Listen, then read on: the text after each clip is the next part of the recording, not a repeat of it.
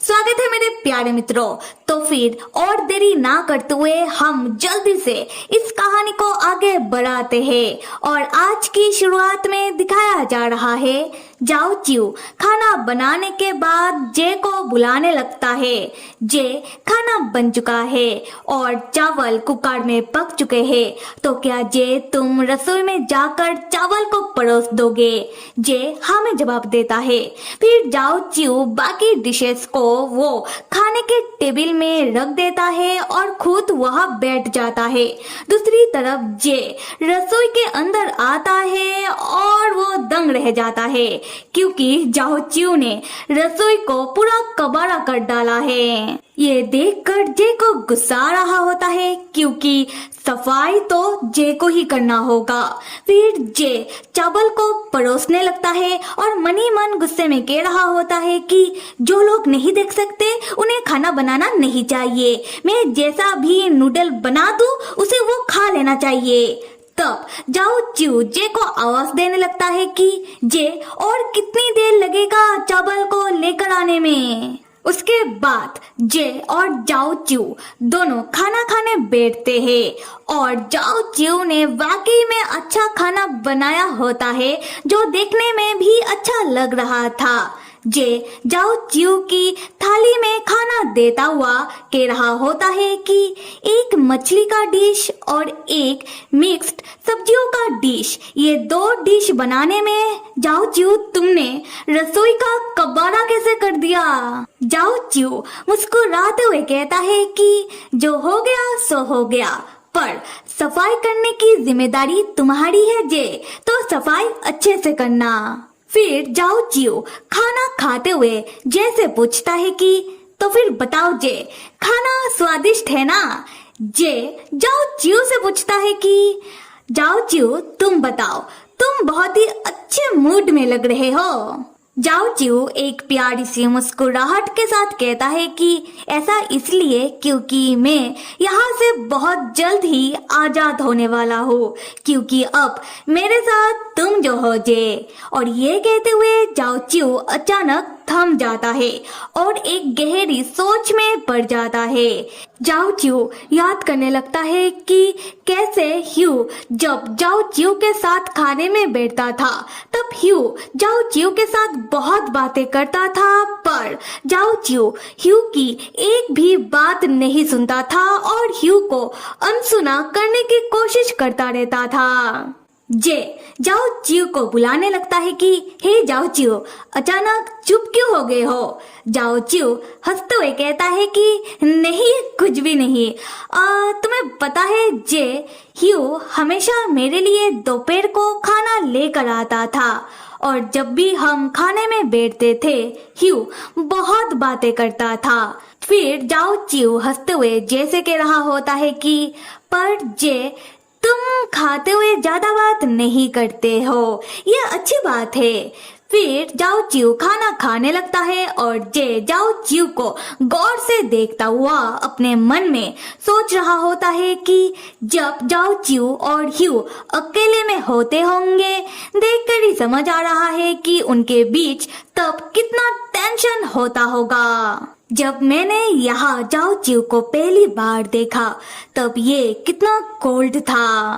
तब जाओ चिऊ जैसे कह रहा होता है कि असल में ना मुझे अभी भी लगता है कि जे तुम ह्यू हो।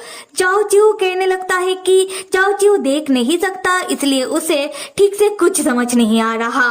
जाओ चिऊ कह रहा होता है कि जे मुझे डर लग रहा है, अगर हमने सामने का दरवाजा खोल भी दिया और उसके बाद अगर मुझे दरवाजे के उस पार ह्यू खड़ा मिले तो? जे जाओ चिऊ से पूछता है कि तो क्या जाओ चिऊ तुम मुझे सामने का दरवाजा नहीं खोलने दोगे?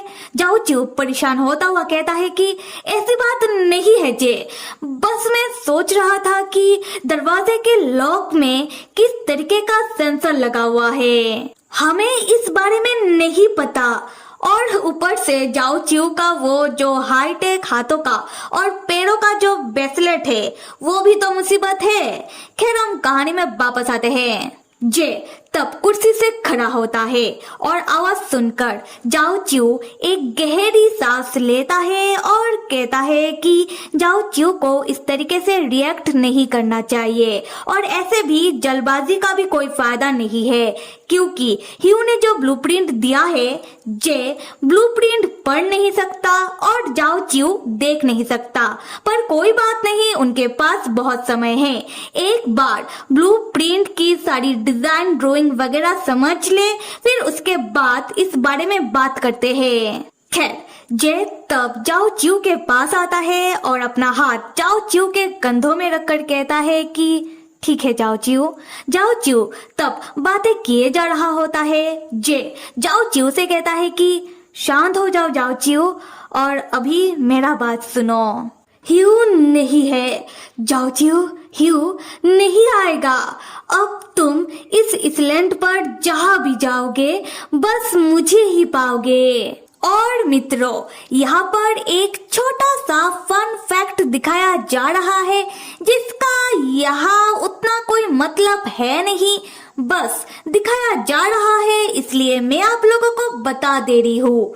जब जे जाओ चिऊ से ये सारी बातें कर रहा होता है तब ह्यू का आत्मा, हाँ आप लोगों ने सही सुना, ह्यू का आत्मा वहां आता है, उन दोनों के ऊपर मंडराने लगता है और कह रहा होता है कि क्या इन दोनों को सच में लगता है कि मैं वापस नहीं आ सकता।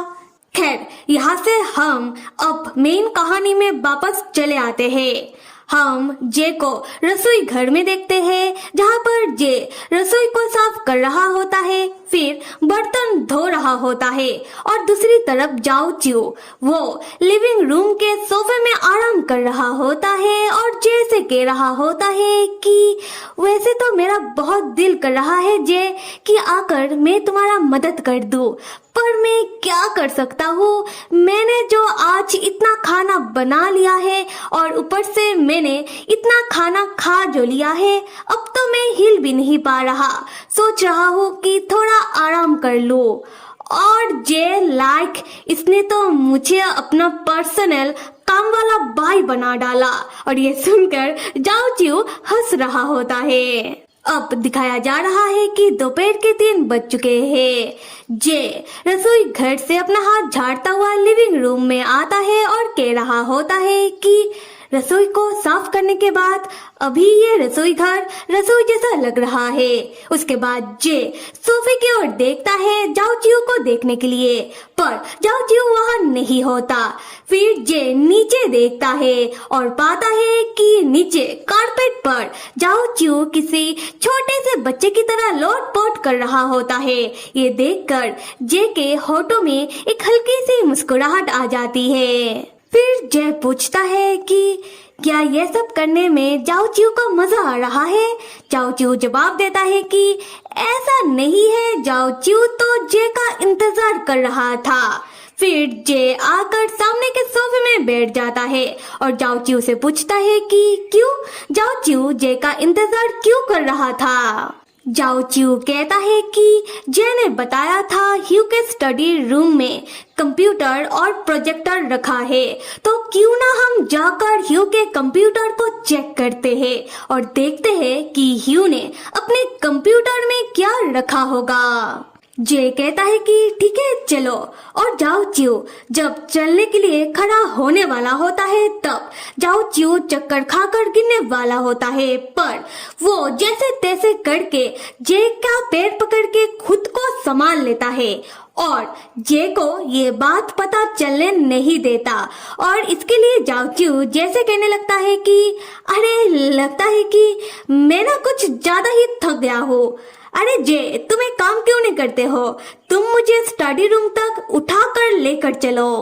और यहाँ जे का एक्सप्रेशन देखकर लग रहा है कि जे थोड़ा बहुत समझ चुका है। और यहाँ से हमें जे का एक छोटा सा पास्ट दिखाया जाता है जहाँ पर जे सूट बूट में होता है और बहुत सारे लड़के और लड़कियों से घिरा हुआ होता है और जहाँ सबको ही जे का अटेंशन चाहिए होता है, पर जे किसी को भी अटेंशन नहीं देता और वहाँ से उठकर चला जाता है। जे यहाँ बताने लगता है कि जे हमेशा से ही लोगों से घिरा हुआ रहता था, वो चाहे आदमी हो या फिर औरत, और सब ही जे के सामने अपना अपना नखरा दिखाते रहते थे, पर उन्हें संभालना जे के लिए आसान था। और यहाँ से हम प्रेजेंट में आते हैं, जहाँ जे अपने मन में कह रहा होता है कि पर अभी मुझे इन सब में कोई भी दिलचस्पी नहीं है और ना ही इन सब का अब कोई फायदा है। और वैसे भी जे को पता है कि जो भी जे के पास आते थे उन सबको जे से कुछ ना कुछ चाहिए होता था। खैर, हम जाओ चिव को देखते हैं, जो जे के सामने अपना हाथ आगे करता हुआ जैसे कह रहा होता है कि हे जे, क्या हुआ? मैं तो बस मजाक कर रहा था, मुझे उठाने की कोई जरूरत नहीं है, बस मेरा हाथ पकड़ो और मुझे स्टडी रूम तक लेकर चलो। जे जाओ चिव को देखता है और जाओ चिव का हाथ पकड़ता है और मुस्कुराते हुए जाओ चिव से कहता है कि तुम ना बहुत परेशान करते हो। अगले सीन में हम जे और जाओ चिव को स्टडी रूम में देखते हैं, जहां जे कंप्यूटर के सामने बैठा हुआ होता है और जाओ चिव जैसे कह रहा होता है कि जाओ चिव को कंप्यूटर का लॉक नंबर पता है। जे कहता है कि उसे भी पता है। ये सुनकर जाओ चिव पूछता है कि कैसे? जे बताता है कि ह्यू ने पक्का लॉक नंबर 2 जन्म तारीख से रखा होगा, एक तो ह्यू का होगा और दूसरा जाओ चिव कहता है कि जाओ चिव का है। उसके बाद जे कंप्यूटर को खोलता है। जाओ चिव पूछता है कि क्या जे को कुछ मिला? जे कहता है कि अरे रुको, पहले फाइल वगैरह चेक करते हैं। फिर जे फाइल पर क्लिक करता है और कंप्यूटर की फाइल से जे को ऐसा क्या मिलेगा, ये तो हमें आने वाले भाग में ही पता चलेगा। और आप लोग लाइक, सब्सक्राइब और कमेंट जरूर करो। Till then stay with me and see you.